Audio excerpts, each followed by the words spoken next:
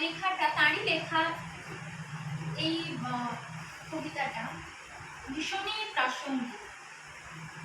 পরিশেষ কাব্যগ্রন্থ থেকে ধর্মমোহ। ধর্মের বেশে মোহ যারে এসে ধরে, অন্ধ সে জন মারে আর শুধু মরে। নাস্তিক সেও পায় বিধাতার পথ, ধার্মিকতার করে না আড়ম্বর।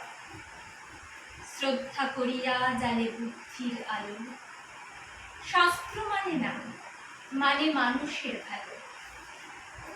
বিধর্ম বলি মারে পরধর্মেরে, নিজ ধর্মের অপমান করি ফেলে। পিতার নামেতে হানে তাঁর সন্তানে, আচার লইয়া বিচার নাহি তো জানে।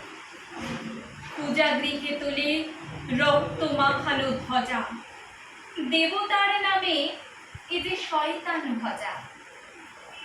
অনেক যুগের লজ্জা ও লাঞ্ছনা, বর্বরতার বিকার বিড়ম্বনা।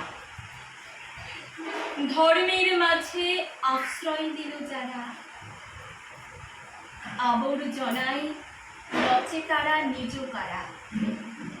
প্রলয়ের ওই শুনি শৃঙ্গধ্বনি, মহাকাল আসে লয়ে সম্মার্জনী।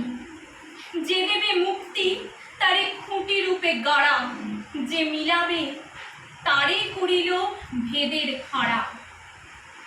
যে আনিবে প্রেম অমৃত উৎস হতে, তারই নামে ধরা ভাষায় বিষের স্রোতে।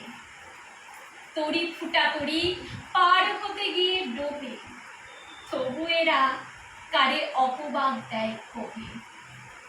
হে ধর্মরাজ, ধর্ম বিকার নাশী, ধর্ম মূঢ় জনেরে বাঁচাও আসি।